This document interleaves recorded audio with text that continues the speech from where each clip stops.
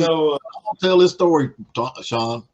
I had a factory air grabber hood for a 71 Charger or RT or whatever it was on. It's a factory air grabber hood. I kept it in my daddy's basement. I mean, it was like I just protected it everywhere I went. I mean, it had everything on it. Sean got a Charger and he talked me out of it because we're big buddies. And he said, "Sell me that, sell me that, sell me." And I sold it. And he cut it. He cut the air grabber part. I thought, what? Come on. It worked. I mean, I didn't cut it. I trimmed it. okay, trim it. I don't care what it is. Trimmed that.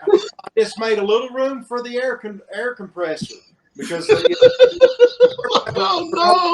No. Jeez. and I kept all the pieces. They could have been glued back on. Okay, I'm with you, man. Let's get on with it. It's done, but that was so funny. I thought, Lord, don't do that, man. It's a factory air grabber hood for. Well,